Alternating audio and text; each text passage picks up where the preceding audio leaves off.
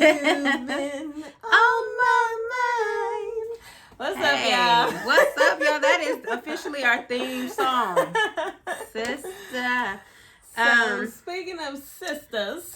Sissy, what? Speaking of sisters, go ahead. Segue. This vidcast is about two topics, really. The controversy over Miss B. Simone statements. Right. And the B. Simone type B. Simone, baby.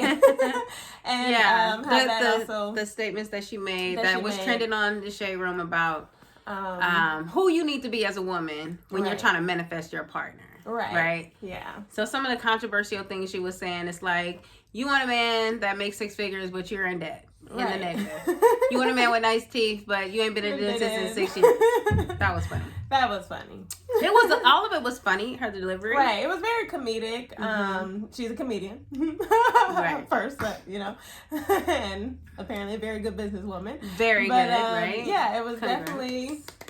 We see you, sis. Right. Support you. It was definitely... it's funny because it's true, but a lot of people apparently were triggered. And that's what the truth does. The truth triggers. No, okay? This Russell Wilson and the B. Simone is bringing them all out. Well, hello. It's the retrograde. It's the retrograde. It's the age of Aquarius. Right. Like, we cleaning up house. Like, we gonna have to switch how we think about everything. But what did you think about what she said?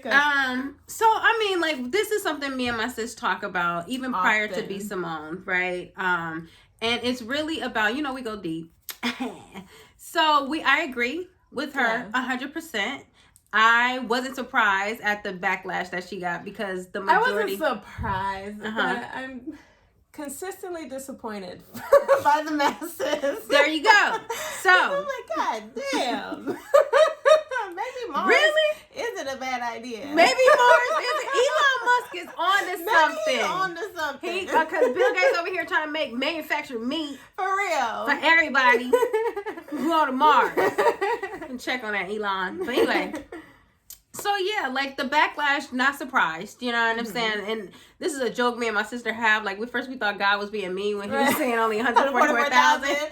But when you look at the mass think tank or the mass think pattern, it's always a small few that change and that throw that rock in that puddle. Right. But like, I totally, absolutely agree. And I don't understand why it was hard to digest from her when Nicole Ari Parker shared before. And I talked about this when I used to do my inner beauty workshops or videos. And I was talking about self-love and how it's affecting men. But like, we as women were groomed to be like kind of like groomed to take on this victim narrative, to never really take responsibility, never hold ourselves accountable for anything. Like, we're supposed to be accepted how we are, and our knight in shining armor is going to come, and our prince is going to come, and we're going to be princesses. Like, that's the whole thing about being a wedding. You're a freaking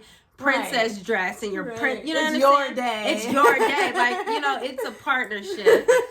But yeah, like when Nicole Ari Parker talked about when she prayed to God about the type of husband that she wanted, she also shared the list of what she saw she had to do within herself in order to sustain that type of connection. Like, men have attractions too. Right, and men have desires and standards as they should. Like, I want a man that has boundaries and standards and like makes me a better person. That's the point of partnership. It's the point of this dance that we're doing and the reason why we're supposed to be here. I'm not real familiar with Nicole Ari Parker, but many of Boris people... Kojo's way. Oh, that's no, is it? Do you know? Probably not. So let's not. Anyway, I'm not too familiar. I probably know the face and don't know the name. She was in Soap. I'll show you. Okay, but so if it is probably it's Boris Kodjoe. Yeah. But like, yeah, it's not what she said wasn't new, and it's been said from different messengers. Like, you know, Sierra, one of the she talked about she had to, you know, she prayed. You know, we all asking Sierra, what's the prayer? Right. But Sierra also divulged that she had to change the way she thought, how she, you know, what she wanted, what desires, what did she really find attractive in a man, like, you know, and how working on her own traumas and triggers, like, I don't know how that's any different from, you know, you gotta change the way you think, your mantras, your behavior, your patterns, like your definition of femininity, like all kinds of stuff, just growing as a person, and then you know, self-love, the whole self-love movement that's going on right now. One of the points is so you can be healthy to attract a healthy partner. Right. So we can continue humanity on organically, because they over here trying to have babies in a bubble now. Just babies in a bubble and feed us manufactured meat. Yeah. So I don't know. Yeah. I don't know. It was just interesting, but like I said, we agreed because we're doing the work. We're doing. You know what I'm saying? Like divorcees. Oh yeah. So we wanted to also talk about life and love for us, like divorce and dating. Yeah. You know what I'm saying? Like how we've come to the point where we can agree to be Simone and not be one of them toxic, crazy, combative people in the comments at your mama.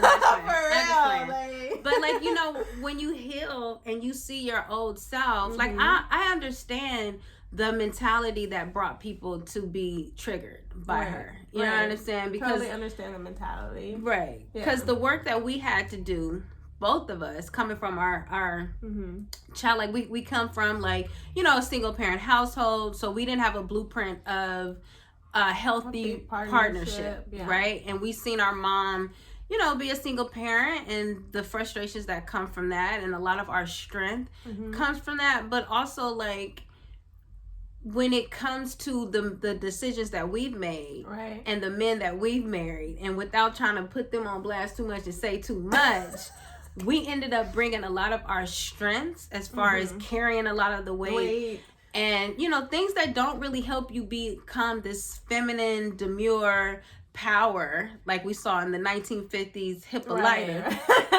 The power. Where it was just kind of like, you know, a certain characteristic that I had to work out of me when realizing that this is a creation of childhood trauma. Right. You know, like if I would react to things. And, like my trigger response. But I feel like if we were brought up in a home where our dad is amazing, you know, he's an amazing father, horrible partner. Sorry, Dad, if you watch it.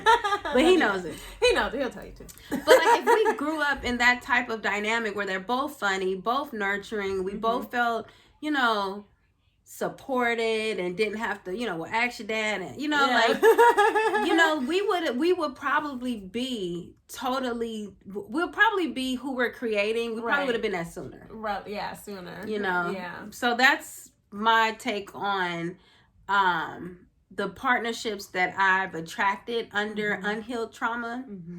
And I'm gonna let you go, and then we can talk about like how it's changed, like how we date now that it's changed. Well, for me, like you said, like we grew up in a single woman household, and I mean, and there was one moment when our mom did remarry, and like she grew up under that. I grew up under. I was at college. You left. Okay, that's a joke. She tried to say stuff like you left. I went to college. I went to better myself. You made it. You left. I was like feeling all triggered, like, oh damn, I just left. Come on, I was like, I went to school. That's my responsibility. I was like, you went to college. It's okay. Yeah, she really had me messed up. Like, damn, I failed. It's like, what was I out there doing? I was out there trying to figure it out. You were in college. I was at Howard. You were supposed to. You know. But yeah, so anyway, that was a joke. Yeah, so and even then, like, you know, I just used to my mom doing everything, so I attracted a partnership where I when she got married the second time, because how did he participate, or what did you learn from that? Never mind. So yeah, like I was saying, So I attracted a partnership where I had to take on a lot and we married boys. We married boys, yeah. So now, you know, I'm like, I want a man, and you know, but also I also like dating women. So she came out the fluidity closet. It's something that I recently embarked on in 2019 in my adult journey. Always been attracted, but decided to finally, like, you know, I'm single and I want to explore more. So I was at first like dating, and I was trying to date for marriage and trying to get myself together for the next relationship. And then that was really that didn't work for me. That didn't work. It was very draining. But I was my anxiety, like, you know, like trying to like better myself for this other person. And then I moved away from that energy and then just started working on myself and just continue to discover and explore things about myself. And this space that I'm in is a lot more fun. Yeah. And she's having a ball. I'm living vicariously through her. I mean, she's at, you know, like in college, you're kind of at that age where you discover. Yeah. You know, I've had my experiences, but at the end of the day, like, I want a husband. Yeah. But to see her navigate through this as a grown woman, I think that's the best way, because you fumble less. You know what I'm saying? Like, you're more of, you've identified who you are, and you're making choices off of that, as opposed to being influenced by like a group dynamic. Yeah, you know? No, it's definitely a solo. We're each other's friends, sister. We got a cousin. Right, but it's this space that I'm in is way more freeing, and it's a lot more fun. So now, like, my mantra is like, dating is fun. Like, I'm collecting data. Like, you know, like I'm figuring out what I like, what I don't like, what I'm willing to, you know, deal with, because everybody comes with their shit. And then, you know, but the more you work on yourself, the more sensitive you become, the more you're able to identify, I don't need to engage in this anymore. Like, no, like, you're a great person, but the energy doesn't match. So, you know, so it's, I don't know, it's a lot more fun. Yeah. And I think collecting the data of the difference between dating women and the difference between dating women and men. Yeah. For me, women are way more it's easier in the sense where it's like more relaxed. Like, it's not so much of playing chess like with men. You have to be way more strategic of, I'm not gonna hit him up, I'm gonna let him hit me. I'm gonna wait a couple days, or I'm gonna wait an hour before I respond. And a lot of times I got frustrated because I'm like, I want to talk to you. Like, just simply want to talk. That shouldn't mean something different into your male psychology. That means, that really means, like, no, I just want to, you know, so it's... I like you. And I want to continue to talk to you and explore this. But you got to play chess when it's with the men's folks. But so far with the women, it's like, let's enjoy each other's company. Let's communicate. So it's interesting. It's very interesting, the different dynamics of that.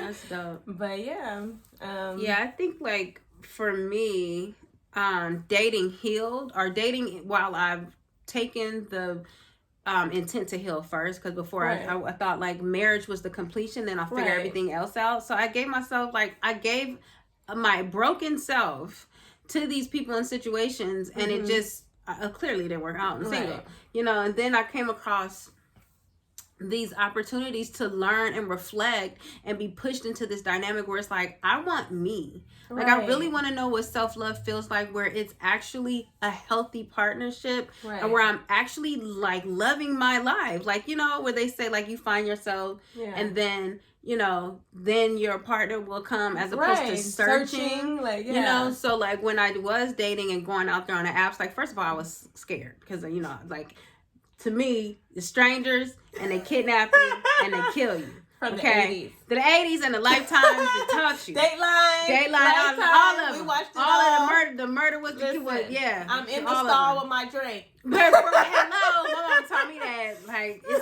anyway. So, like, there was a lot of apprehension to it, but, like, I ended up kind of being pushed into it by just, like, praying. Like, I mean, like, let this be a comfortable experience. Or I started to entertain people in my circle who I knew how they move, I started to take their advances a little more serious, because at the time I was so like, clammed up. you know, but now like I feel a little bit more confident in the choices that I make and the boundaries, because there definitely was a space where I wasn't confident enough in me, especially when I started liking the person. I would be like I'm not ready, because I found myself trying to mold into this dynamic to let's be together, as opposed to like my healing is still a priority. I'm still a priority, and I will lose that if I mess with you, because your energy is so powerful over, you know what I'm saying? Or I already know how I am. I already know how I'm gonna get. Right, right. I already know how, like, because there's that default where I still want that dynamic, but now I've been able to sober that impulse and really just, I swear to y'all, those of you all who know what it's like to listen to your spirit, I swear to God, for the first time in my life, I'm hearing enjoy yourself. Like all of those things that I've had, you can't do this, we need the, you know, all the books, the things to say it, is out the window, and I'm listening to myself, because I built that relationship where it's loud enough for me to honor. And now that's why I'm able to hear and understand where B. Simone is coming from. Because she's talking about, even though she's funny, she's really a revolutionary comedian when it comes to our generation, because her whole platform is about manifesting, and we've watched her manifest the $1 million business, so like give the girl some credit where she knows what she's talking about. It's funny, it's comical, but we really, it's funny, comical, triggering and true, but yeah, so that's my personal journey as to why I can listen to someone and be hear both sides. Some real shit. Like, you have to, you know, like, you got it, and to look at the comments, be like, I know where you're coming from. You know, like, I get it. You know what I'm saying? So I understand. I don't. We all been dumped here. We all been here. Dumped here trying to figure it out. But let's continue to elevate so we can get here. So we don't have too many more comments and backlash reactions to to love, because that's like the most revolutionary thing you can do is love yourself, and then I think she said let's love ourselves so we can manifest the partner that. So I really, it's just really man. No, I'm saying, let me start. I understand. I understand. But yeah. So we're divorced and dating and having fun. Finally. So thank God. Shout out to self-love. Shout out to self-love. They was right. They was right. You know. And, shout out to self-love and revisiting narratives. Like you said, like you thought marriage was the end all be all. And you have to dial that back, and now this space you're in is way more relaxing. And it's now you're dope. Able to, it's really it gave dope. You clarity. Yes. Like, I'm not smothered by my emotions. I'm not overwhelmed by my emotions. You know, like that, and that's me just either. Like when I removed that marriage part and like the time frame, like, oh, now I'm 30. Right. And if it don't happen in this time, then it's like, yo, chill, because it's a lot of work. Partnership when it's a lot of that's work. The other thing too. We've had enough experience in our marriages, and then I've had 2 serious relationships after that. Like, not after the honeymoon is over, because I really do believe that there's a certain vibrational lightness to when it's meant, but you still navigate through life together. Nobody's completely healed. That's not what we get here on earth. We get healed enough to be happy. You understand? So it's still real. Like your partner, if your partner's family member passed away, that's going to affect you. You gotta be you know what I'm saying? Like, it's not something that's worth rushing into. And that's what we realize, and we're enjoying this time right now, because when it's time to get in the trenches, we silent ones are gonna for be real. right there. Like, I'm cemented. You hear me? God gotta take me out of there. Like, come out to heaven, pick me up, and then when I fight to stay in, he gotta take the other hand. Get me up out of here. Get me out, okay? So, real talk. So, like, this space where I'm single and I can really become the woman that I want, my routines, like how I eat breakfast, what I'm willing to, can't sacrifice this. Like, this is me. This is what comes with me. Because it's my health that we're talking about. I'm not fighting for petty shit. But that's going to allow me to continue to show up in a healthy way in this partnership if I don't then we're both at. Right. It's trouble for both of us. Just getting solid on those things, on your own personal my womanhood, needs, on your womanhood. Yeah, and to be partnership. And just to close this out, I would also like to say my relationship with my sister has taught me like the fundamentals, like the reality of what it's like to love unconditionally or to lead with love.